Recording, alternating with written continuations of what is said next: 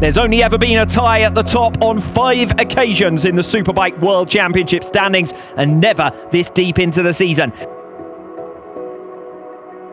But suddenly, here in Magny-Cours, and then a triple header of races, Catalunya, Jerez, Portimao, it comes thick and fast for the WorldSBK field.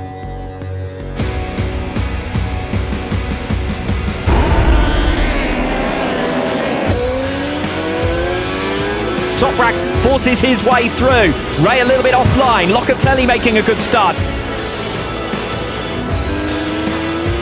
He's going to lead Razgatlioglu now into the Adelaide hairpin, and Alex Lowes could do his teammates a real favour here if he can get alongside Toprak into the braking zone for the Adelaide hairpin. He has done so. Alex Lowes forces his way through into second position, runs Toprak out onto the curb, but Michael Ruben Rinaldi capitalises on that to pass the pair of them.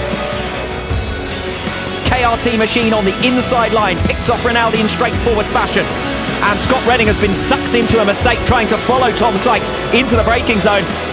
Sykes trying to recover as swiftly as possible. He's back through on Bautista for P10. Toprak Razgatlioglu into turn 5. Jonathan Ray turns anyway. The pair almost touch. Toprak runs him wide, and Razgatlioglu is your new race leader.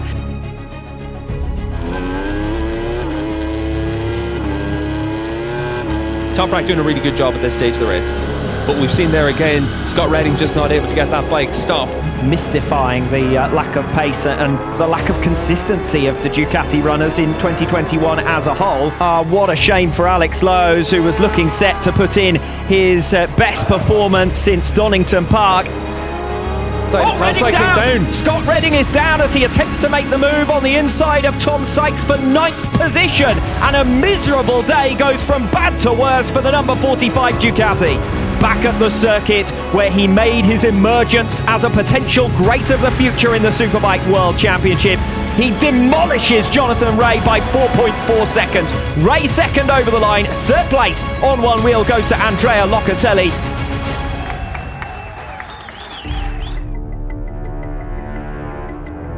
Yesterday, Toprak Razgatlioglu moved in front of Jonathan Ray on points for the second time in this 2021 campaign. His target today to build himself a buffer before the triple header starts in a fortnight's time. This is the biggest battle Ray's had for one of his World Championships up to this point in his career, and it really does set up nicely with the remaining rounds as they're going to play out.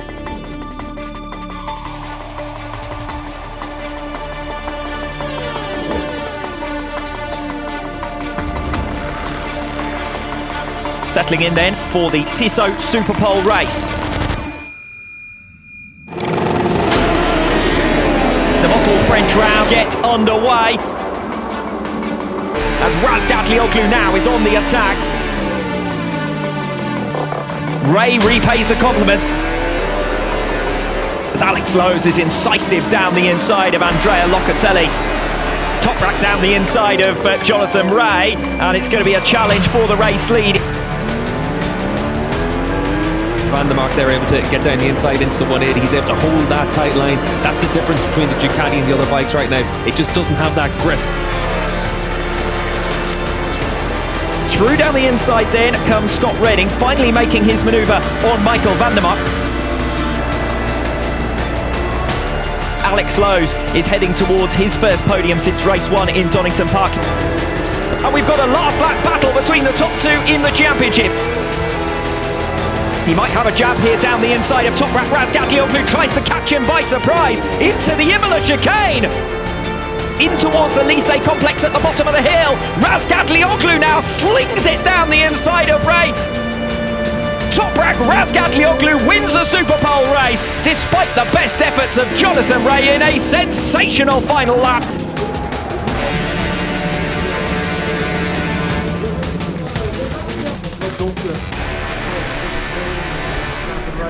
Fantastic.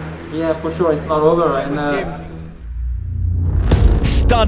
Stunning racing this morning, and we're looking forward to more this afternoon. Race 2 in the Superbike World Championship.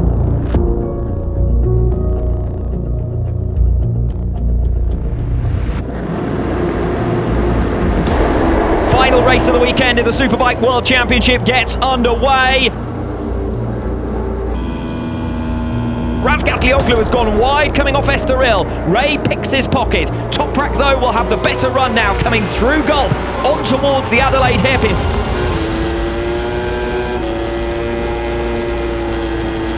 Razgatlioglu rushes to the inside, back wheel off the ground altogether as he tries to get it stopped to hold track position. Somehow Toprak managed to get it stopped and come back through on Alex Lowe's. Jonathan Ray from third position, now goes side by side with his teammate. Lowe's defends the position.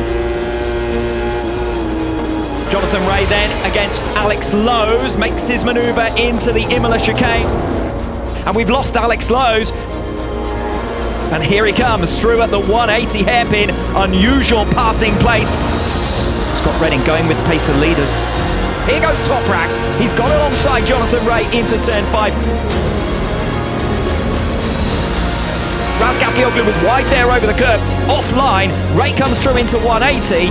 Big, bold move that from Locatelli on Michael van der Mark. Clip the back of Locatelli, flies over towards the pit wall. Toprak Razgatlioglu then on lap number 6 through on Jonathan Ray. Ray though responds and then sends the back wheel in just to show him who's boss. Toprak slightly later on the brakes. Toprak gets alongside Ray, the pair touch. Toprak is firm and forces his way through. Jonathan Ray with his first moment of the day as well there. We saw that outside peg come off. A treble winner in the Superbike World Championship. Scott Redding is over the line in third. And it's Razgatlioglu who's laying down the gauntlet this weekend to Jonathan Ray.